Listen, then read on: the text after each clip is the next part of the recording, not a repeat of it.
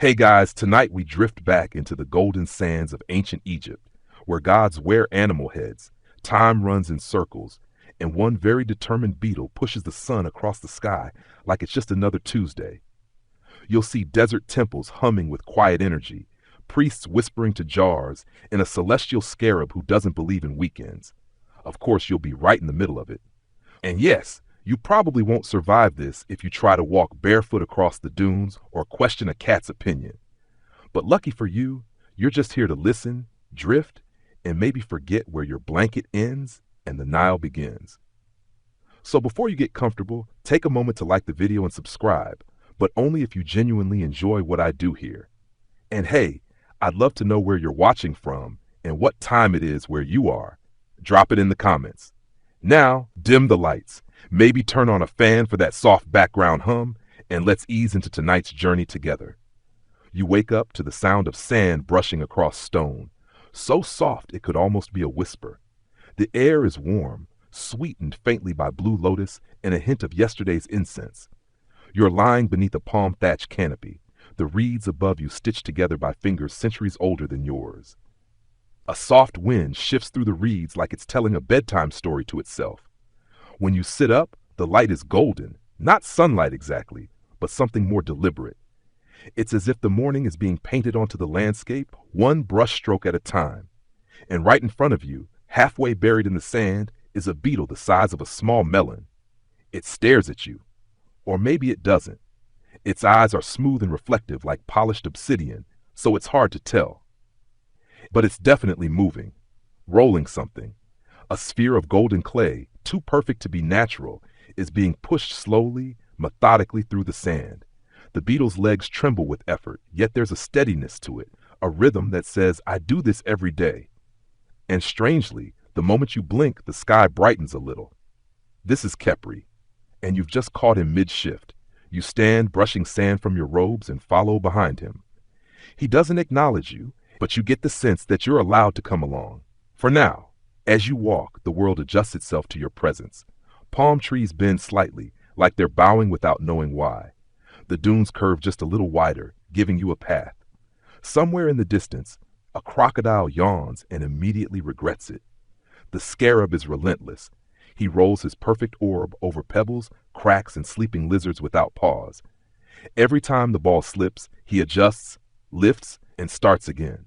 You begin to suspect it's not clay at all. It's too warm, and when you look closely, you swear you see flickers inside it. Little glimmers, like stars. You ask, softly, just in case, that totally normal question. Are you rolling the sun? The beetle doesn't answer, of course. Beetles don't do small talk, but you notice the light intensifying. The sky blushes faint pink, then peach. Somewhere behind you, the first temple bells are starting to ring. You're no longer in the real world. Or if you are, it's the part most people don't notice, the layer beneath the sunrise, the quiet gears behind the turning day. You're walking alongside a god who doesn't ask for praise, just a little patience and space to roll his star across the sand. Historians still argue whether Khepri was always a beetle or if the scarab form was adopted to represent transformation. What they agree on, this little guy had serious celestial responsibilities. To the ancient Egyptians, the scarab was not just a dung beetle, it was a living metaphor, taking decay and pushing it into the light, death into renewal. A bug with a six-pack and a philosophy degree. You come upon a flat stretch of desert that seems smoother than it should be, as if many wheels or orbs have rolled over it. At the end of the path, a slope leads up to a temple. Its doors are tall enough to fit a small mountain. Gold-painted reeds sway in niches. An ibis walks by like it owns the place, which it might. The beetle pauses at the base of the slope. This, apparently, is your stop. He rolls his glowing sphere toward the hill, and as he ascends, the whole sky brightens, slowly, deliberately. Like butter melting across the horizon. You feel warmth creep into your bones. Not heat, just comfort. The kind that makes your eyelids feel heavier, even though the day's just begun. A priest appears next to you. You don't know where from, just that he's there, robes dusted with sand, a curl of incense trailing behind him like a friendly snake. Khepri greets the horizon, he says, without looking at you. He rolls the sun into the day, and tomorrow he will do it again. You nod because honestly, What else do you say to that? The priest leans in. He once took a wrong turn and dropped it into a fish pond. That was a confusing week. You both watch as the beetle reaches the peak, and as he nudges the orb forward, just enough to tip it, the sun finally crests over the desert. It isn't blinding, it's soft, diffused, like it knows you're still waking up. You squint at Kepri, who's already turning around, going back, maybe, to make another sphere, maybe to nap. Who's to say? You've just watched a god start the day by rolling the sky open like a scroll, and somehow you're still not entirely convinced it wasn't just an extremely elaborate dream. The temple looms above you now, carved into the sandstone like a memory more than a building, weathered, golden, and humming faintly as if the wind carries voices trapped in its columns. You shuffle closer, feeling the ground soften beneath your feet like the sand knows it's approaching something holy and doesn't want to be noisy. You're not a priest, you're definitely not a god, but somehow someone has decided that today you're allowed inside. The doors don't creak, they sigh, and the moment you pass through them, the air changes. Cool still. It smells of crushed myrrh and warm beeswax and something else. Old scrolls, maybe. Time distilled into dust.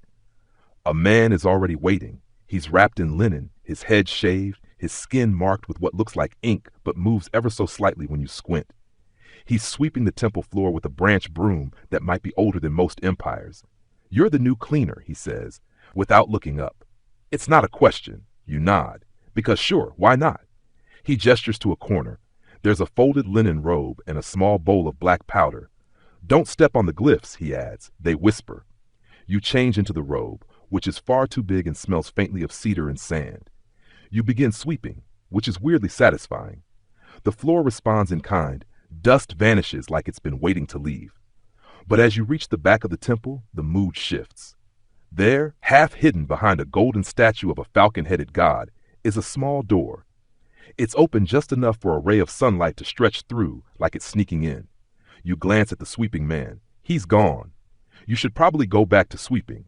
That's what a sane person would do. Instead, you walk toward the door. Inside, it's warm and round. A sunroom with no windows. At the center, a low stone circle surrounded by cushions. Candles flicker, and at least 3 cats are sleeping in perfect symmetry. On the wall, etched with shimmering pigment, is a mural. And it's Hipri. Not in beetle form this time. A man with a scarab for a head, holding the sun in his arms like a child. Around him, spirals of glyphs, dancing words in a language no one uses, but somehow you understand. The mural tells a story. Not one you've read in a textbook or heard in a museum podcast, but something older, messier. It shows Kepri being born from the darkness inside the sun, not birthed in the human sense, but emerged cracked from a golden shell, self-created, self-driven. No parents, no instructions, just a ball of light, a beetle, and the overwhelming need to roll that light forward. That's the part that sticks with you. He didn't wait for the light to move, he moved it. Historians still argue whether this imagery was literal or metaphorical, whether the Egyptians believed Kepri was the sun or simply pushed it, whether the scarab was revered or just convenient for symbolic recycling. But in this room, with candlelight dancing over painted stone, it doesn't feel like metaphor. It feels like someone tried to explain how mornings happen, and the best they could come up with was a beetle made of starlight and determination. You sit down on one of the cushions and the cats don't mind. One curls around your ankle like you belong. Someone enters the chamber. It's a woman this time, draped in white with skin like burnished bronze and a voice that sounds like it has sand in it. She carries a small dish, steaming slightly. Sun oil, she says, for the god's feet. That raises some questions, but you nod politely. She doesn't kneel before a statue. She pours the oil into the center of the circle, where it vanishes into a crack in the stone.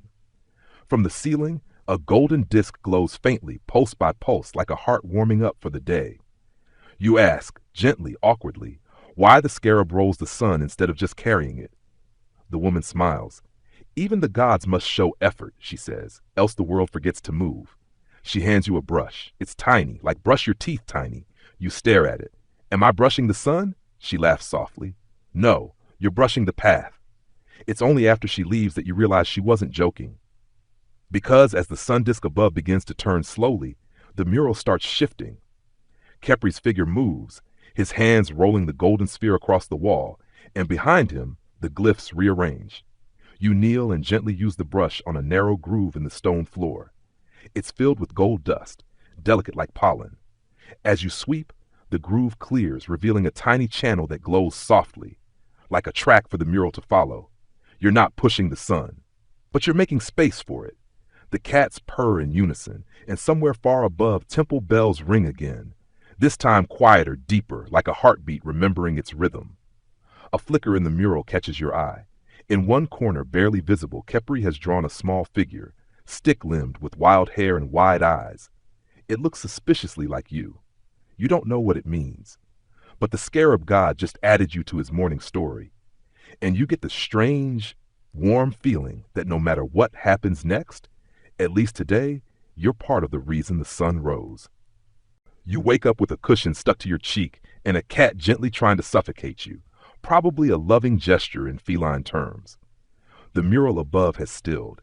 Kepri no longer moves, frozen mid-roll, his arms stretched toward the golden sphere now perfectly positioned overhead. It's morning now. Real morning. Not the mythic pre-dawn shimmer you wandered through before, but actual blinding, temple-warming, people sweeping outside morning. You stretch, dusting gold flakes from your arms, and hear faint chanting from the main hall. You follow the sound, back through the door, down the corridor of sighing columns. The sun hits the temple floor now in thick, honey-colored rays. Priests in linen and gold paint are mid-procession, each holding something small but impossibly specific, like a feather or a lotus or a papyrus scroll tied in a ribbon that may or may not be older than the Nile itself. You blend in, not entirely successfully. You're barefoot, probably covered in cat hair, and still holding a tiny ceremonial brush like it's a magic wand. But no one stops you. The procession moves out into the temple courtyard where Ra's golden bark, yes, a full-scale ceremonial sunboat, is waiting in the center of a reflecting pool. It's carved from cedar and covered in gold leaf, which probably makes it the world's least floatable canoe. But that's not the point. The point is that every morning, the priests reenact the journey of the sun god Ra across the sky. And this morning, for reasons unknown, you're about to ride shotgun. A voice behind you whispers, "You'll push." You turn.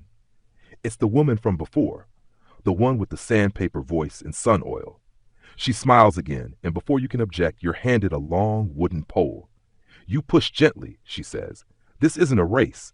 You want to ask what happens if you do it wrong, but she's already walking away. The priests climb aboard the bark. You take your position at the back, next to a quiet teenager who's clearly done this 100 times and is entirely unimpressed by the presence of a bewildered outsider. The water is still. The air is heavy with lotus and something vaguely cinnamon-like. Then, movement. Not much. Just enough to break the reflection on the pool's surface.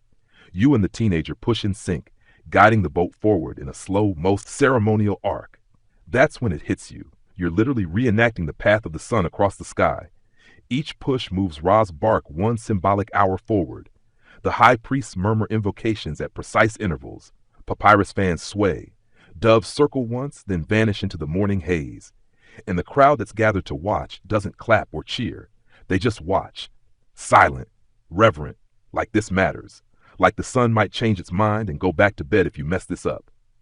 Mainstream historians agree that Ra's daily voyage across the sky, guided by Kepri in the morning and Atum at night, formed the backbone of Egyptian cosmology. The sun wasn't just a ball of fire. It was a traveler, a cycle, a living journey. But they rarely mention what it feels like to be part of it, to push time forward with your hands. You round the pool, your shoulders warming with effort, the pole catching soft currents. The teenager beside you finally speaks. Don't look at the water too long, he's deadpan. You'll see the other version. You blink. The other version? He nods toward the far edge of the pool. The duat, the mirror world. It's under there. You glance down. Just water at first. Then, faintly, a reflection of the bark beneath yours. Identical, but darker.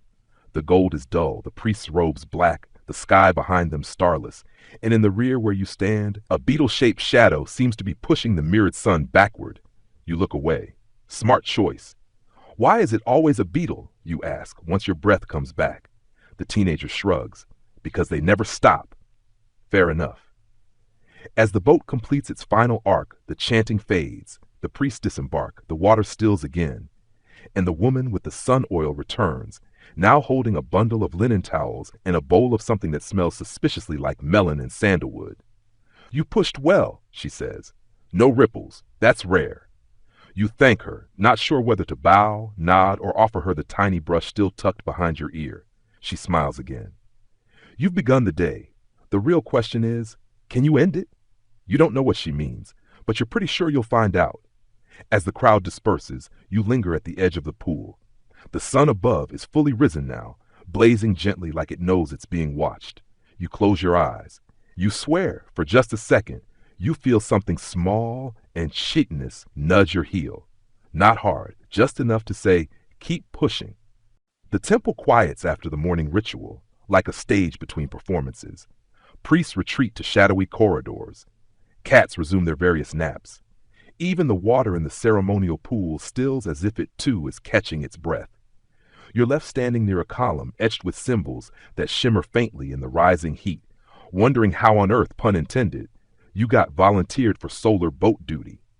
You wander, back through the hall of incense, past the sunroom where Kepri's mural still glows faintly. You could swear the scarab is now looking slightly to the left, as if his interest has shifted in real time. You nod politely, just in case. Then you enter a room you've not seen before. It smells like ink and stone and old questions. Scrolls, hundreds. Some stacked in clay tubes, others splayed open on low wooden desks, weighted with tiny obsidian beetle figurines. In the center of the room stands a man with a shaved head and an ink-stained thumb, muttering to himself and waving a reed stylus like a conductor with no orchestra. He spots you instantly. Ah, you! Yes, you're the one who pushed the boat. Very symmetrical form. Controlled. The sun barely wobbled. You manage a half smile. Thanks, I guess. Come here. Come here. He beckons you to a low stool and unrolls a scroll that's nearly as long as the room. On it is a timeline. If timelines were circular, had multiple endpoints, and occasionally turned into stylized snakes. This, he says with a dramatic flourish, is Kepri's resume. You glance over the symbols. There's a lot of beetles. Suns, the occasional confused ibis. The god of creation, transformation, and the morning sun, he continues, and also, allegedly, of self-resurrection and extreme optimism. He points at a particularly lively glyph. Created himself out of nothing, you know, just poof, Beetle from darkness, which is more than I can say for most applicants. You lean in. Wait, so Kepri wasn't born? At all? The scribe taps the side of his nose. Historians still argue whether that's a poetic device or an actual divine flex, but the story goes, before the first sunrise, there was nothing. Then a beetle emerged, from darkness, rolling a sphere of light. That became the sun. You blink. That's the origin story? Wouldn't you trust a god who can roll flaming death across the sky with tiny legs? He asks. He makes a fair point. You ask about the dung ball thing, gingerly. Oh yes, he says, unfazed. That's what inspired it all. The scarab beetle rolls dung into a perfect sphere, lays its eggs inside and buries it, from which new beetles are born. Life from decay, death into rebirth. The Egyptians saw this and went, well, that's obviously cosmic. He pauses. You're not eating while I say this, right? You assure him you're not. He continues, flipping open another scroll. This one features Kepri in various scenarios, helping lift the sky, arguing with Ra, who looks dramatically sunburned, and oddly standing on a papyrus boat next to a frog. That's Heket, he explains, tapping the frog. Goddess of fertility. There was a brief collaboration. You blink again. Wake, romantically? He grins. Divine partnerships are flexible. Anyway, the important thing is, Kepri didn't just roll the sun. He became the sunrise. And in doing so taught humans that effort matters, even when no one sees it. You sit with that thought for a while. In a world obsessed with ceremony, robes, gold leaf, and dramatic entrances, the god of the morning is a quiet bug with a job. The pharaohs, he says, walking to a shelf and pulling out a stone carving, wore scarab amulets over their hearts to remind them to renew themselves, to keep pushing, even through complicated reincarnation paperwork. He hands you the carving. It's heavy, solid lapis lazuli, a beetle etched with spirals on its back, loops that never quite touch, like the glyphs are forever turning but never done. You trace one with your finger. You're saying this God is about starting over? The scribe chuckles. I'm saying this God is about never stopping, even when you roll the same sun every day. The room dims briefly as a passing cloud blocks the light. Outside, you hear the slow roll of distant drums, another ritual beginning. The scribe returns the stone to its shelf. Come back later if you want to read the part where Khepri argues with a crocodile about sun ownership. You leave the room. Outside, the temple buzzes again, but you feel different now, like you've been let in on a secret not many people remember. The God of beginnings didn't demand praise. He just kept showing up. That's the thing about Khepri. He's not glamorous. He's not loud. But while the others feasted and floated and threw cosmic tantrums, he was busy rolling. The day only starts because he does. You step out into the courtyard again, and for a second the sun feels different, closer somehow. Not hotter, not blinding, just near, like it recognizes you, like it remembers who helped push it across the reflecting pool this morning. And then the sky bends. Not literally, don't panic, but you catch something moving, slow and smooth and impossibly vast overhead. You blink and shield your eyes. There she is, Nut, the sky goddess. It's one thing to hear about her, another to see her painted across a temple ceiling, limbs stretched, swallowing stars. But it's an entirely different sensation to feel her overhead, arching across the horizon, skin made of velvet night, her hair trailing galaxies. You don't know how you know it's her. You just do. The same way you know that the air feels thicker, quieter, as if she's passed directly above and the atmosphere needed a minute to recover. Nut, in case you've missed your divine family tree crash course, is the goddess of the sky, and every morning she gives birth to the sun. Every evening she swallows it whole, which, frankly, is a power move. You walk slowly now, letting your steps sync with the rhythm of the world, because it's not just the sun that moves, it's all of it, the sky, the time, the strange golden geometry of it all. You round a corner and see it, a mural carved and painted on the back wall of a shrine. Nut, tall and arched like a living rainbow, her fingertips and toes touching the edges of the earth. Beneath her, Jeb, the earth god, lies flat, separated from her by Shu, the god of air, holding them apart with invisible arms. And right in the center of Nut's belly, Ra, the sun, glowing faintly, traveling across her form like it's on a divine subway line. You feel dizzy, not from standing too fast, but from realizing that this entire myth is a metaphor for what's happening right now. You're under her. The sun is mid-voyage through her celestial body. Khepri pushed it inside, and now it glides through her ribs, her throat, her star-dappled spine. Historians still argue whether Nut was envisioned as the actual night sky or a symbolic embodiment of the heavens. But standing here, it's hard not to believe in the literal version. She stretches overhead like a living vault, serene, ancient, and humming with starlight. A soft voice interrupts your thoughts. Most people don't notice, it says. You turn. It's the linen-robed woman again, the one from the sun oil who seems to have mastered teleportation via quiet hallway entrances. They pray to Ra, she says, but they forget who carries him. You nod, trying to sound like you already knew this. She gestures upward. Every night, Nut takes him back into herself, swallows the sun, holds it close, and then, before dawn, she gives birth to it again. Every night, you ask. Every single one. That's exhausting, she laughs. She doesn't complain. You look up. The mural shows Nut covered in stars, knees and elbows dotted with constellations. There's a faint golden line arcing through her body, the path of the sun, curved like a slow smile. And where is Khepri during all this? You resting, preparing the next push, or maybe just admiring his work. She pauses. He likes watching her, you know. You mean? Oh no, she says with a smirk. Not like that. He just thinks she's the only one who truly gets the rhythm. You both fall into silence. A small beetle ambles past your foot, pausing briefly as if to wink before rolling a pebble away with all the determination of a motivational poster. You sit near the base of the mural, letting the sun warm your shoulders. The air smells like cinnamon and sandstone. A breeze flutters through the temple arches, carrying a note of papyrus, desert lilies, and camel. Not a romantic combo, but oddly grounding. The woman sits beside you. Most people fear the night, she says, but the Egyptians didn't. They knew it wasn't the end, just nuts swallowing the sun for safekeeping. You lean back, and then the sun travels through her, through dreams, through the stars, through stories, and when it's ready, when he's ready, Khepri brings him back. You close your eyes, the breeze brushes your cheek. Somewhere, a child laughs, a bell chimes. You imagine it now, a glowing orb sliding through a body made of night. Each rib a constellation, each breath a lullaby.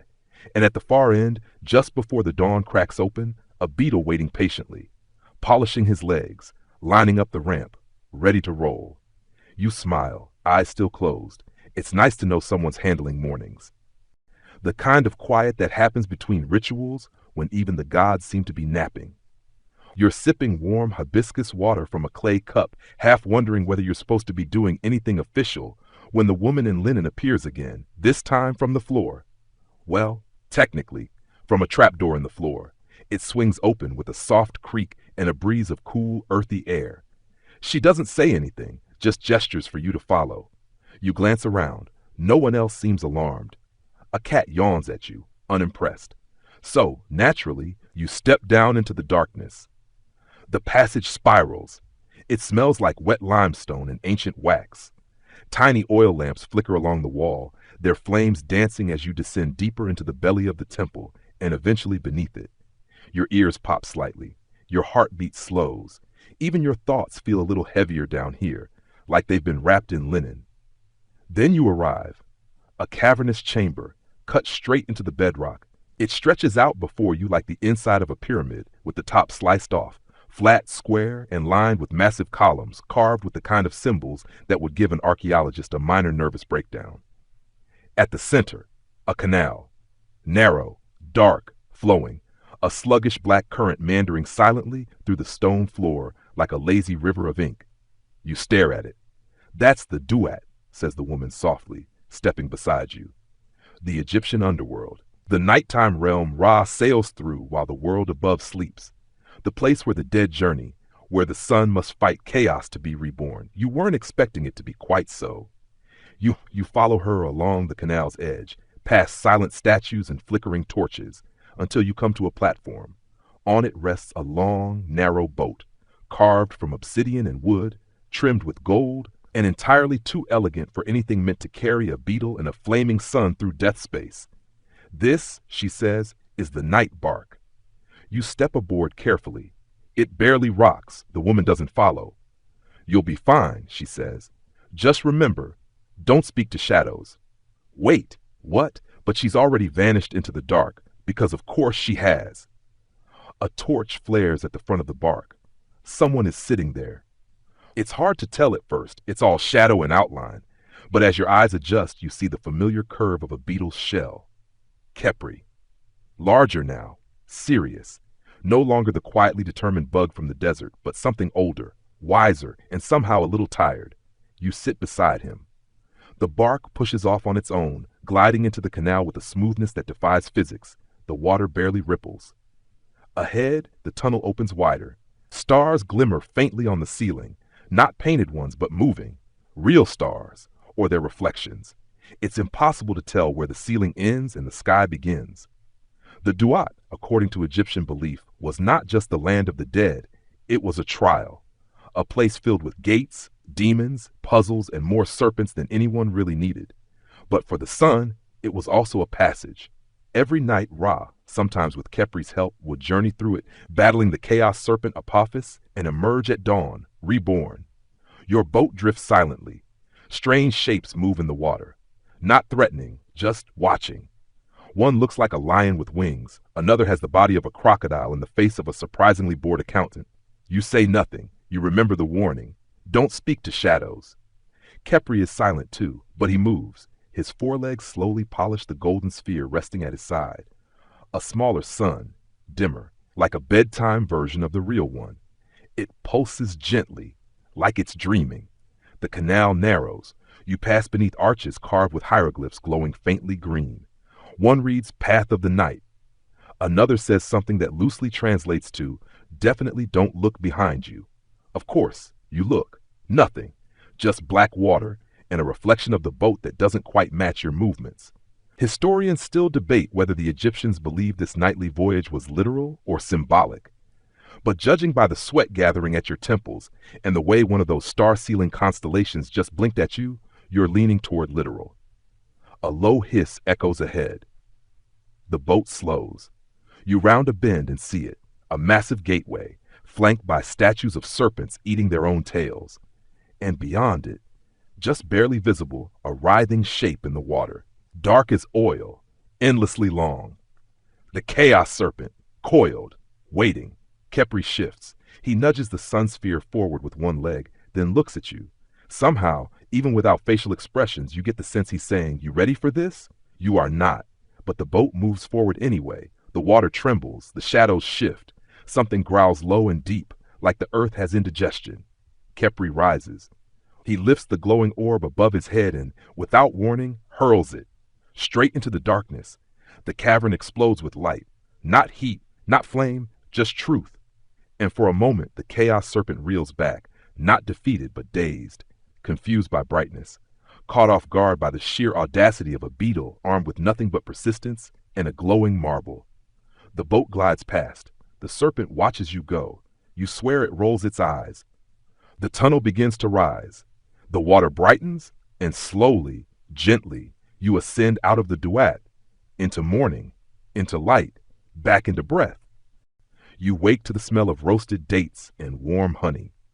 Not a bad way to re-enter the world after gliding through the underworld with a cosmic insect and narrowly avoiding a chaos serpent. Your eyes adjust slowly to the golden daylight spilling across smooth temple stone, and for a moment, you're not quite sure where the dream ended, or if it did at all. You're lying on a reed mat, the kind that crinkles slightly when you shift your weight. A small clay cup sits beside you, steam curling from the surface. You take a sip. Mint tea, perfectly sweetened. Either the gods have a catering department, or someone's very good at first impressions. Across the room, sunlight slants in through tall stone slats, cutting the air into clean golden beams. Dust dances in the light like it's having its own slow-motion festival. Somewhere nearby, a scribe is humming softly, probably unaware that he's in the same building as a person who just saw Apophis up close. You sit up slowly. Your legs are still tingling, like they've walked too far, or crossed too many dimensions. There's a subtle warmth in your chest, though, like you brought a piece of the sun back with you. A quiet shuffle. You turn to see your favorite linen-robed guide standing in the doorway with a tray of fresh fruit and a completely unreadable expression. "You survived," she says, handing you a fig. "Barely," you reply, mouth full. "Good. You'll need the energy." You blink. "For what? I thought the underworld was the final exam." She shakes her head. "That was just orientation." She gestures for you to follow her, and you do, half out of curiosity, half because she's clearly not going to let you nap again. She leads you into a narrow corridor carved entirely from alabaster. It glows gently from within, sunlight refracting through the stone itself, giving the walls a kind of soft, breathable warmth. You trail your hand along the surface as you walk. It feels alive, not in the creepy way, just aware. Like the hallway is politely observing your progress. At the end of the corridor is a chamber filled with what can only be described as ancient workout equipment. Except it's not for muscles. It's for memory. Scrolls, ink pots, abacuses, even a set of polished copper mirrors positioned around a model of the solar bark. In the center, a massive rotating sphere made of golden wire, half sun, half scarab, spins slowly on its axis. This is the house of eternal cycles, she says, where Khepri's rhythm is studied. You raise an eyebrow. Studied? Like taught? She nods. Not all temple work is chants and incense. Some of it is repetition, patterns, mapping. She places a small stylus in your hand and points to the golden orb. Trace the sun's arc. Start from birth, end in night. Don't lift your hand. You stare at her. What happens if I mess up? She smiles. You'll start again. Of course you will. You exhale and place the stylus at the base of the orb, where Khepri is etched in tiny detail, legs poised mid-push. You begin to trace. The line curves upward slowly, then crests at midday, where the scarab is replaced by Ra, regal and bird-headed, riding a chariot made of flame. You keep going. The line begins to dip, atom now, older, twilight-colored, resting on a throne as the sun begins its descent. Finally, the arc curves beneath the orb into darkness. You reach the base, Kepri again, waiting. You finish the cycle. You don't lift your hand. Good, she says. Now do it again. You laugh softly but obey. Around and around. Morning, noon, evening, night. Beetle, falcon, man, beetle. The repetition is soothing, almost hypnotic. The more you trace, the more you start to notice small changes. Tiny glyphs tucked along the path, shifts in line thickness, hidden loops that weren't visible before. The cycle isn't exact. It evolves. Each day slightly different. Why repeat it, you ask mid-arc? To remember that nothing is permanent, she says. Not even God's. But motion, intention, that endures. You pause at the base again. Kepri. Always there. Always pushing. You sit down, slightly dizzy. The woman kneels beside you and opens a scroll. It's filled with records. Sunrises cataloged, traced, measured. Each one slightly different, but all beginning with the same quiet force. A beetle pushing forward. You know, she says gently, some believed Kepri wasn't just the god of the sun's motion. You tilt your head. They believed he was the god of your motion. You blink. She continues, of your becoming. Every version of you that starts fresh. Every you that pushes forward after falling down. You look down at the orb. You think about the cycle. You remember the boat, the dark, the stars, and the soft of tiny legs against chaos. For the first time, you understand something. Kepri isn't a symbol for the sun. The sun is a symbol for you. Here's a rewritten version of your passage, faithful to the tone, but refreshed with new phrasing, rhythms, and a few subtle variations in imagery and structure. Morning comes without ceremony. No incense drifting through the air. No drums echoing off the stone. No golden processions parading through the halls. Just a quiet shaft of sunlight sliding through the temple arches and brushing your cheek like a cat nudging you awake. You wake slower than usual. No urgency, no call to action. Just a steady ache in your muscles, a contented kind, like your body remembers carrying something heavy and meaningful, and now it's resting. A beetle scuttles past your mat, dutifully hauling a crumb as if it were a sacred relic. Maybe it is. Outside, the temple stirs in soft rhythm. Brooms sweep across sandstone. Cats lounge in warm patches like semi-retired deities. Birds hop and flutter from one pillar to the next.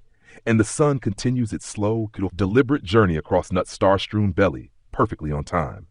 Today, your feet carry you to a quieter room. It's small, round, and plain, almost monastic. No murals, no altars.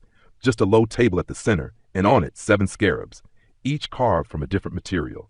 Lapis, turquoise, obsidian, carnelian, faience, gold, and one from something faintly glowing, translucent and not quite of this world. You sit down. From the shadows a voice emerges, grainy and smooth, like cinnamon sifted over sand. Kepri was never just one beetle. You turn. An old man steps into view, dressed not in fine robes but in simple, time-worn cotton. His skin is creased like clay left in the river too long, and his eyes glint with that particular mischief only elders and trickster gods carry. He eases onto the cushion across from you, gesturing to the scarabs. They're not just pretty things. These are 7 aspects of change, 7 different ways to keep rolling. You arch an eyebrow. I didn't know beetles had aspects. He chuckles, picking up the gold one and inspecting it. They don't. You do. Kepri just laid the groundwork. He places the gold scarab between you. This one's called Begin Again. You've already met it. It's the first push, the awkward, uncertain lurch towards something new. He points to the carnelian. That's Burn Bright, the part where everything clicks, where you feel the rhythm and the roll becomes effortless. The obsidian scarab catches the light. Fall down. Not failure, just falling. Darkness is part of movement. It doesn't mean you've stopped. One by one he arranges the others. Adjust course. Turquoise, when the direction you're headed stops feeling true. Share the push. Lapis, because even gods get tired sometimes. He touches the faience gently. Laugh during it. Sacred joy, the most underrated scarab of all. Then, reverently, he picks up the final one, the translucent, softly glowing one. And this, he says, his voice quieter now, is let go, for the moments when you've done enough, when it's time to release the stone, not from failure, but because the work is complete. You stare at the small circle they form, these 7 tiny sculptures, each like a note in a melody you didn't realize your life had been humming. Which one's today? You ask. He grins. That's the mystery. You only know once you're halfway through. You let out a laugh. quiet and surprised, echoing gently off the stone. He leans back, hands folded. People like to imagine the gods above all this, emotion, confusion, doubt. But Khepri, he knows what it means to begin again. Every single morning, no memory of the last, no guarantee of applause, just forward motion, because the sun deserves it. You nod. He studies you for a moment. Then, ever wonder why he rolls the sun instead of pulling it? You pause. I figured it was symbolic. Tradition? He smiles. No, it's so he always faces the light. You sit with that a while. A breeze glides through the open window. One of the scarabs adjusts course, maybe, tilts slightly, then steadies itself again without tipping over. You stand to go, but the old man lifts a hand. Take one, he says. They won't mind. You hesitate, then choose the lapis one. Share the push. It feels warm in your hand, heavier than it looks, like it carries more than just stone, like it remembers. You slip it into your robe. Outside, the light seems softer somehow. The breeze more deliberate. You pass a young priest struggling to balance a jug of water, and without thinking, you step forward to help. He offers a grateful smile, says nothing. You return the nod and walk on. The push continues, and this time, you're not alone. Let me know if you'd like a shorter version, a version for spoken word performance, or one rewritten in a different tone, e.g. more lyrical, more grounded, etc. You wander the temple like someone who knows they belong there, not out of confidence, exactly, but because the temple itself seems to have accepted you. Doors open when you approach. Cats nod as you pass. A papyrus scroll unrolls itself gently in your direction, as if suggesting, this chapter's interesting if you've got time. It's nearly midday. The sun is high. Ra's time now. Khepri has passed the torch, or rather the golden sphere, and is presumably taking a cosmic nap or oiling his legs. You find yourself in a wide outer courtyard lined with painted reliefs, each one a scene from Egypt's solar mythology. But it's one panel in particular that makes you stop. It shows a strange ritual. Priests in pairs carry trays of scarabs made from bread. They offer them to a statue of Khepri, and then, this is the weird part, they eat them. You tilt your head. Surely you're misreading it. A familiar voice speaks over your shoulder. You're not misreading it. You turn to find the woman in linen again. Honestly, she might be faster than Khepri himself. She smiles. Bread beetles, she says. A devotional snack. You squint. So they ate scarabs to honor the beetle god? Baked them lovingly, in the shape of scarabs, often with dates and honey, sometimes filled with fig paste. She pauses. It was considered a blessing. You ingested the god's perseverance, his motion, plus, protein. You stare at the carving again. One of the priests is clearly sneaking an extra beetle into his robe. Was this common? Oh yes, especially during festivals. She leads you toward a shaded kitchen chamber where the smell of cinnamon, dates, and something gloriously toasty wafts through the air. Food was one of the most sacred languages in ancient Egypt. Every deity had a flavor. I'm guessing Khepri's wasn't meat? Correct. Beetle-shaped bread, slightly crisp, slightly sweet, unreasonably motivating. You're handed a freshly baked scarab by a cheerful kitchen worker with flour on her nose. The bread is warm and golden, with a crisp shell and soft interior, lightly spiced. You take a bite. It's shockingly delicious. Now you're part of the cycle, the woman says. Body and spirit. Historians know quite a bit about Egyptian ritual feasts, offerings, cakes, wine, perfumed oils. But the idea of eating symbolic representations of gods often gets filtered through modern discomfort. Yet here it feels oddly joyful. No dread, no taboos, just an act of shared reverence through carbs. As you eat, she tells you more. How you feed yourself was how you aligned with the gods, she explains. Khepri's followers believed that transformation wasn't just spiritual, it was physical. What you consumed helped you become who you're meant to be. You pause mid-bite. So, this is scarab-fueled self-improvement? She nods. The tastiest path to enlightenment. Another priest passes by with a tray full of miniature beetle breads. He winks at you as if to say, told you it was good. As the courtyard fills with laughter, music, and the soft thud of pomegranate juice being poured into clay goblets, you realize something else. This isn't just about the sun, or the scarab, or even the gods. It's about how they gave meaning to every tiny, ordinary act. Eating becomes sacred, bread becomes prayer, and in doing so they made holiness edible, digestible, personal. You finish your beetle. The linen woman offers you another. Some days, she says, this is the only push you'll manage, and that's enough. You take the second one. This one is slightly different, stuffed with something tart and floral, maybe hibiscus, maybe ambrosia, maybe just the flavor of not giving up. You wander through the courtyard, beetle bread in hand, and think about the journey so far. You've ridden the solar bark, descended into the duat, traced the cycle, held a lapis lazuli scarab in your hand. And now, here you are, chewing on symbolic perseverance like it's brunch. Not bad for a mortal. The sun glints overhead. Ra continues his midday voyage. You offer a small, silent toast to the sky, to Khepri, to the push. The afternoon unfurls lazily like a cat in the sun, tail twitching, absolutely in no rush. The temple quiets again, and you find yourself wandering into one of its oldest courtyards, where time seems to wrinkle. This part of the temple is rougher, less gold leaf, more sandstone. Cracked columns lean slightly. Papyrus plants curl through the floor. A mural peeks out from the wall, half erased by centuries, half defiant. You pause. A giant scarab. But not the polished, sun-rolling version. This one's carved in charcoal and ochre, sketched roughly by someone with fewer resources and more urgency. It's surrounded by stars, yes, but also tools. A chisel, a plow, a bread loaf, even a humble broom. A quiet voice beside you says, Khepri wasn't just divine, he was domestic.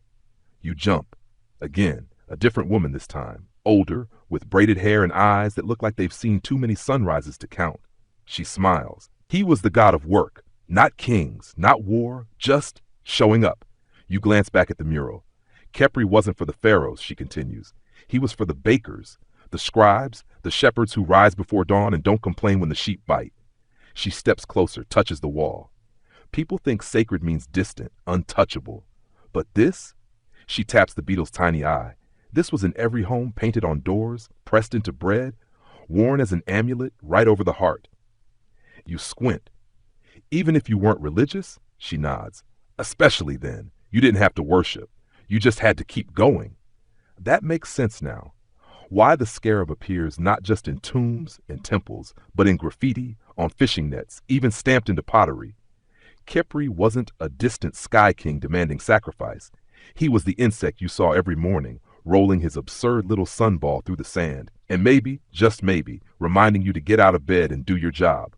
She gestures for you to follow her again. There's always more following, always one more corridor. This time it leads to a room filled with ordinary things. A mat for kneading dough, baskets of grain, sandals worn smooth at the heels. On a low shelf, dozens of tiny beetle-shaped tokens rest in tidy rows. Some are carved from shell, others from clay, one clearly from a chunk of recycled brick. These were given to workers, she says, not as payment, as reminders. Of what? That what they do matters. She hands you one. It's tiny, rough, barely detailed.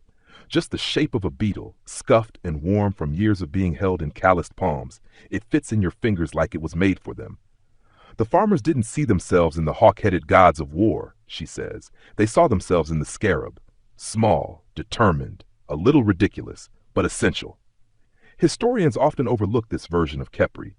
They focus on the cosmology, the sun, the underworld, the divine cycle. But among the people, Khepri was also a god of habit, of effort, of rolling forward when no one is watching. Not glamorous, not loud, just needed. She points to a faded painting near the ceiling.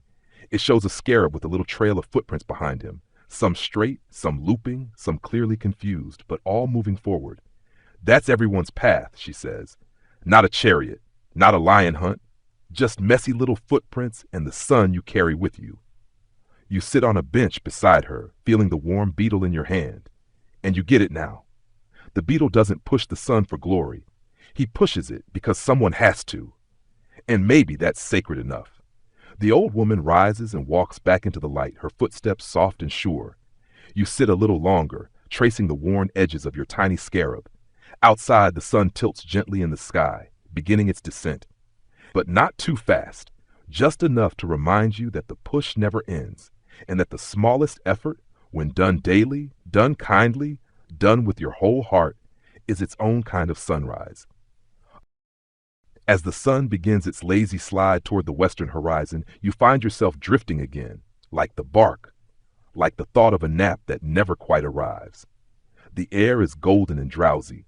Somewhere, a reed flute plays a tune so slow and meandering it might have been written by the Nile itself. You follow the sound. It leads you into a narrow colonnade where long shadows stretch like sleepy cats across sandstone tiles. The flute stops just as you enter, replaced by the sound of quiet chuckling. A young boy, maybe 10 or 11, sits cross-legged beneath a potted fig tree, a basket of scarab amulets in his lap. He looks up and grins. "You're the one who pushed the sun, right?"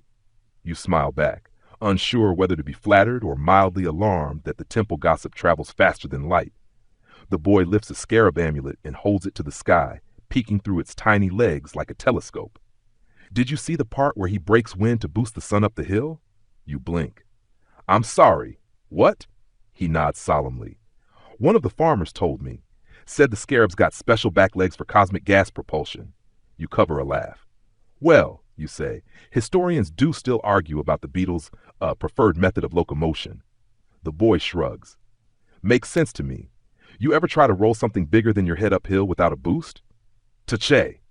He reaches into his basket and pulls out a lumpier scarab, this one carved with exaggerated, very bouncy legs. "This one's mine. I named him Toot Kepri." You can't help it. You laugh. It's light. It's needed. It's divine. And somehow more in the spirit of Kepri than all the incense and scrolls combined. You sit beside the boy, watching as he rearranges the scarabs into formations, battle lines, pyramid towers, a football team. His fingers are swift, and each one seems to have a personality. "That one's for waking up early," he says, pointing to a blue one. "That one's for keeping my goat from eating my homework. And that one," he points to a tiny green one with a missing leg, "is for when I mess up and don't want to talk about it." You nod, sobering just a little. Kepri would like that one best. Why? Because he messed up too. All the gods do. The boy looks at you, surprised. "Even sun pushers?" "Especially sun pushers." He leans back. "Good. That makes me feel better." You pause. "What about the big stuff, like the underworld? Doesn't Kepri have to fight monsters every night?" The boy shrugs again. "Yeah, but that's adult Kepri, Temple Kepri. My scarabs are the ones who get you out of bed when it's too cold, or when your best friend says your drawing looks like a loaf of cheese." There's a silence between you now, but not an empty one. It's soft and warm and filled with beetles. You watch as he pulls out a scrap of papyrus and starts sketching. Stick scarabs rolling, stick suns up cartoon hills, each one labeled with hieroglyphs so delightfully incorrect you're sure the temple scribes would need herbal tea and a good lie down. And somehow, this moment, this dusty courtyard, this kid, this little army of cheerful bugs, is the most powerful image of Kepri yet. Because gods aren't just found in golden murals or scrolls read in candlelight. They're found in play, in laughter, in the moment someone believes in a tiny creature doing a big, thankless job. Maybe the whole point of Kepri is that he isn't extraordinary. Maybe he just keeps going. And maybe so can you. You rise, brushing the dust from your robe, and the boy grins. "Come back later. I'll show you Scarab Olympics." You promise you will. As you walk away, you feel the small amulet in your pocket, warm now somehow like it's absorbed the day's sun. And in the quiet hush of early evening, just as the sky blushes gold, you realize the sacred doesn't always shine. Sometimes it just shows up. With stubby legs, a determined wobble, and a really unfortunate name like Toot Kepri. By the time you return to the main temple hall, the light has changed again. It's heavier now, amber and low, pooling across the floor instead of streaming through the air. The walls glow the way skin glows after a day in the sun. Everything is slow, golden, and soft. You move without thinking. Your feet know the way. Past the incense altar, past the corridor of endless murals, past the sleepy-eyed priests dusting a statue's ear with what looks suspiciously like a goat hair toothbrush. And there it is again, the great scarab carving, Kepri, mid-roll, etched into the western wall. You stand before him in silence, your hand resting in your robe pocket, fingers curled around your scarab amulet. You don't need anyone to explain anything now. You know exactly what this image means, and not just with your brain, with your bones.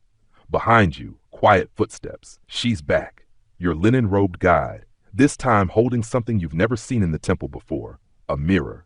Rectangular, polished bronze, dull around the edges from years of use. She hands it to you without a word. You hold it. It's heavy, not just physically, but emotionally, like it's seen things, heard secrets, watched people become different versions of themselves in its reflection. Look, she says softly, you do. You expect to see yourself, of course. But what you don't expect is the layering. You blink. The mirror shows you, but behind your reflection, faint and shimmering like a double exposure, is the outline of a beetle. Khepri. Not pushing the sun this time. Just standing behind you, legs folded, present, watchful, almost like he's been there the whole time. You inhale. The woman gestures toward the carving on the wall. People always see the push, she says, but not the stillness in between. You tilt the mirror, catching the carving in its reflection. For a second, the image overlays perfectly. The mirror becomes a portal. You're not looking at yourself anymore. You're looking through yourself into something deeper. Khepri rests, she continues. He waits. He doesn't move until it's time. You glance at her. Is he patient? She smiles. He's not in a hurry. You let that sink in. Because this whole time, you've been focused on the motion, the rolling, the rhythm, the relentless becoming. But there's another side to it. One that doesn't get murals or hymns. The pause, the breath before the effort, the silence before the dawn. Historians often treat ancient Egyptian religion like a list of responsibilities. Gods for this, gods for that. But what they sometimes miss is the emotional life of a deity. Khepri, for example, wasn't just motion. He was anticipation. He was timing. He was the still moment before something beautiful begins. You sit down, mirror in your lap, watching the last of the daylight drift across the floor. The temple begins to hum again, not loud, but low, like a yawn made by stone. The priests light torches. The cats return to their perches. Somewhere, the river exhales. You hear your own breath. For once, you're not thinking about where you're going or what comes next. You're not planning. You're not rolling anything. You're just still. The woman sits beside you. Together, you watch the sun kiss the edge of the horizon. And as it dips lower, you feel it. Not sadness, not even awe, but a quiet kind of trust. The sun will go. The sun will come back. And when it does, Khepri will rise too. Not because he's told to, but because he wants to. Because that's who he is. And in this still moment, maybe that's who you are too. Dusk settles over the temple like a blanket you didn't realize you needed. Everything softens, sounds dull, colors fade. You stand in the threshold of evening, no longer part of the day, not yet claimed by night. This is the hour of thresholds, and apparently it's also the hour of statues. Because somehow you've wandered into the temple sculpture court, where dozens of stone figures line up like very serious party guests, frozen mid-thought. At first glance, they all look similar, majestic, upright, unbothered. But the longer you stay, the more you notice their differences. One has a chipped ear. Another's foot is slightly turned inward, like it's a bit camera shy. There's even one, partially hidden behind a pillar, that's unmistakably mid-sneeze. And there, at the very end of the row, is the statue of Khepri. No fanfare, no gilded throne. Just a single polished scarab perched atop a small stone platform. The beetle is carved in mid-motion, front legs raised, as though caught eternally preparing to roll something massive just out of frame. You walk closer. The inscription beneath reads simply, "He who becomes." Not the sun roller, not dawn incarnate. Just that. You sit down in front of him, cross-legged, calm, and try to match his energy. Steady, committed, ready to move, but not in a rush. You take out your lapis scarab, hold it gently, and then something curious happens. A soft creak, a shift in the shadows. You glance around. A new figure appears. You almost laugh aloud. It's a man, mid-30s maybe, dressed not in robes, but in a simple white tunic with what looks like a very faded Property of the Sun Temple stamp on the hem. He looks tired, like he's just clocked out after a long day of cosmic bug herding. "Don't mind me," he says, flopping down beside you. "I do this when the statues get moody." You raise an eyebrow. "You talk to the statues?" "Oh no," he says. "They talk to me. I just listen. Most of the time it's complaints about dust." You chuckle. "And Khepri?" He shrugs. Khepri doesn't complain. He just waits, watches, judges silently. You both stare at the statue. "I always like this one," he continues. "He's not perfect. See the groove under his leg?" He points to a tiny chip. "That was a carving mistake. The artisan panicked, but the high priest said to leave it. Said even the gods trip sometimes. You lean in, the groove's barely visible, but now you can't unsee it. He's a god of movement, the man says, but also of stalling, of starting over again, of not giving up, even if you make a weird little chip in the world. You look at your own fingers, worn a bit raw from all this wandering, holding that smooth little beetle. Historians still argue, the man adds, whether Khepri had an actual cult following or if he was just a symbolic add-on to Ra's job description. You grin. You've read the footnotes, huh? He nods. I may or may not be the temple librarian. You glance back at the statue. It's different now, not literally. It hasn't moved, but your sense of it has changed. It's not just a frozen beetle. It's a moment of possibility, of pre-motion, of decision. The microsecond before effort begins. The librarian leans back on his elbows, looking up at the stars that are just beginning to blink through the twilight. You ever think, he says, about how all this started with a dung beetle? You nod. A humble little guy just doing his thing, he says, and someone saw that and thought, hey, that's God stuff. You smile. Maybe that's the most spiritual thing of all. Exactly. The sacred hiding in plain sight. He gets up, brushing dust off his tunic. Anyway, I've got scrolls to reshelve and cats to negotiate with. You'll be fine. He disappears into the shadows before you can thank him. You sit a little longer with Khepri. The stars above are brighter now, and you can't help but feel like he's still pushing. Even here. Even now. Even in the quiet. Not the fuzzy in-between of dusk, not the golden stretch of evening, but actual night. Deep, dark, wide. The kind of night that makes you feel like the stars might be looking back. You step outside the temple walls. For the first time in what feels like days, but might only have been hours, you're not surrounded by stone or scarabs or sun glyphs. Instead, you're under the open sky, barefoot in soft sand, standing at the edge of the river. The Nile lies before you, massive and unmoving, like a god pretending to nap. It reflects the stars so perfectly that you lose track of what's sky and what's water. The whole world has become a mirror. You sit on the bank and wait. You're not sure for what. Maybe the next lesson. Maybe just peace. There's a quiet splash, you're right. It's Khepri. Again, but this time not in stone, not in dream, not in cosmic chariot form. He's just a beetle. Small. Real.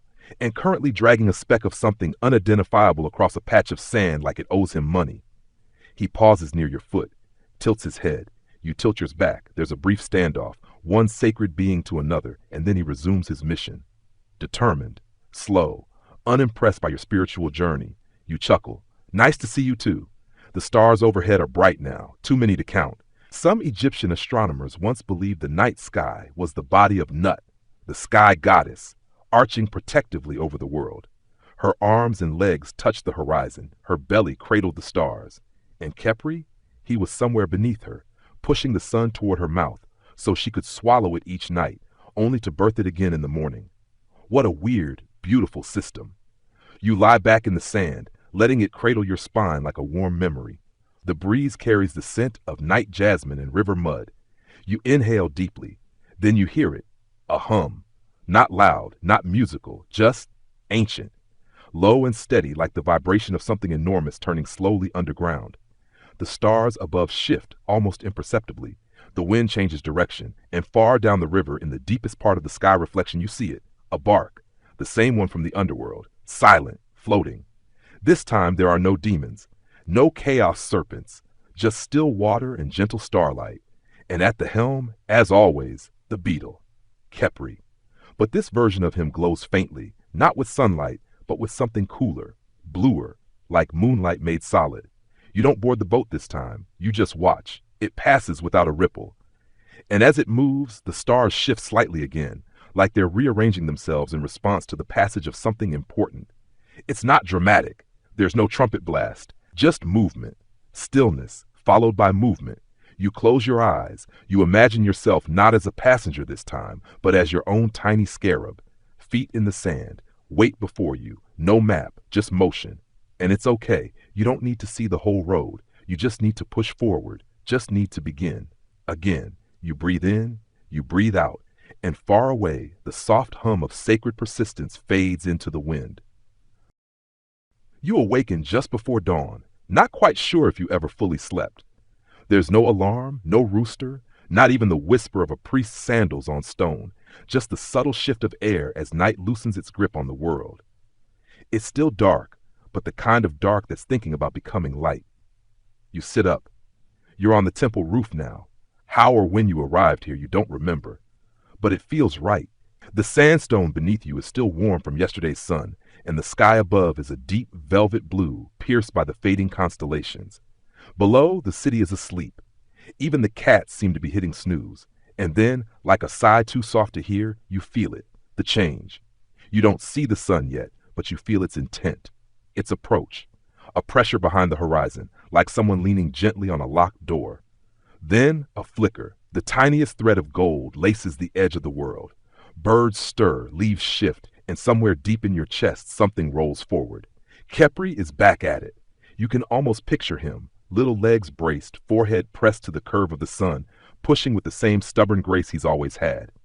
No trumpets, no applause, just grit. You stand, and then you hear a voice beside you, not booming, not ghostly, just familiar. He's never missed a day, the temple librarian says, stepping into view with a steaming cup of something that smells suspiciously like cinnamon and optimism. Even when no one's watching, you nod. Even when no one believes. Especially then. He hands you the cup. Historians still argue, he says, taking a sip of his own, whether the sun's movement inspired the myth of Khepri, or whether the myth inspired the sun's movement. You grin. Chicken or sacred beetle, huh? He shrugs. Maybe both. The first slice of sun crests the horizon. The sky bleeds peach and rose. Columns of the temple stretch their shadows like lazy limbs, and the gold trim on the rooftop flickers to life like it remembers its purpose. Everything is slow. Everything is new. And somewhere far below, in the kitchens and side streets and goat pens of this ancient city, people begin their daily rituals. Grinding grain, waking babies, stretching sore backs, little motions, little pushes. You sip your drink and breathe it in, not just the scent of morning, but the truth of it. The world isn't renewed by fanfare, it's renewed by repetition. Effort, cycle, becoming. Khepri never asks for thanks, the librarian says. He just wants you to try. You nod, watching the light bloom across the stones like a promise being kept. Below, a young girl in a blue shawl sets out a bowl of water for a stray cat. An old man stoops to sweep the temple stairs. Somewhere, a beetle rolls a crumb twice its size toward a crack in the wall, and you, standing here, scarab in your palm, feel yourself becoming again. You smile, and for once you don't worry about where you're going. You just take the first step. And so, full circle, the sun has returned. It hovers now just above the horizon, fat and golden, warming the temple rooftops and waking up all the corners where dust and memory have been snoozing. You walk slowly along the high walkway, hands brushing along the time-smooth stone rail. Every step feels like a ritual, not for the gods, for you. You reach a small overlook and pause. From here, the Nile is a silver ribbon. Fields stretch green and gold to the east. The city murmurs awake. It's the same view millions of feet have stood before over thousands of years, and yet somehow it feels completely yours. You take out the scarab. It's warm now, either from your pocket or from something else. You hold it in your palm and smile. Behind you, the linen-robed woman appears one last time. Of course she does. She's like the breeze, uninvited but always welcome. So, she says softly, have you figured out what kind of scarab you are? You look down at the little amulet. Maybe you're the kind that starts over, or the kind that helps others push, or the one who laughs mid-roll. Maybe, like Khepri, you're all of them, at different times, in different ways, but always moving, even when it looks like you're standing still. You shrug. Still becoming, she nods. That's the only answer that ever fits. You glance at her. Do you think the gods ever get tired? Oh, definitely, she says. But tired doesn't mean you stop. It just means you rest between pushes. She pulls something from her sleeve. Another scarab, this one carved from dark wood, smoothed by years of fingertips. For your next beginning, she says, offering it. You take it gently. Now you have two, one from the boy, one from the guide. Neither is perfect, neither is flashy. Both are sacred. Together, you walk down the steps into the main courtyard, where the temple is already buzzing. Priests lighting incense, scribes unrolling scrolls, workers patching up yesterday's cracks in the wall, and in every corner, on every surface, little beetles carved or drawn or painted, watching, waiting, reminding. A young woman sweeps the path in front of you. She pauses, nods politely, and resumes her work. She wears a tiny scarab pinned to her sash. You smile. Because that's the truth, isn't it? Khepri isn't just in temples or myths or marble walls. He's in the sweep of a broom, the writing of a letter, the choice to get up again. Every motion, humble or huge, is a version of the sacred push. And now it's yours. You step out of the temple gates, blinking at the rising light. There's no divine chariot, no dramatic final lesson, just a path, and your feet on it. The sun climbs behind you, and as your shadow stretches out ahead, you whisper a quiet thanks to the beetle who started it all. He doesn't answer, but he doesn't need to, because he's already pushing tomorrow towards you. And now let your shoulders soften, let your breath lengthen. The story has slowed, the sun has risen, the beetle has done his work, and so have you. Feel the weight of your body as it sinks into your bed or your chair. There's no more motion required tonight, just stillness, just rest, just a quiet reminder that even the most sacred cycles begin with a pause. The journey you took tonight, through temples, through shadows, through cosmic rivers, was never really about a scarab. It was about you, about becoming, about the quiet, ridiculous bravery of pushing forward when no one is watching. So wherever you are, whatever tomorrow holds, remember this: you don't have to be a sun god. You don't have to move mountains. You just have to keep rolling, even slowly, even badly, even if all you can do is stay still and want to move again someday. That's sacred too. Take one last breath in. Feel the cool air enter your lungs. Exhale slowly, like a desert wind slipping across a calm Nile. You are held. You are becoming. And somewhere just out of sight, a little beetle rolls the morning toward you. Good night, traveler. Sleep well. End of script. Sweet dreams.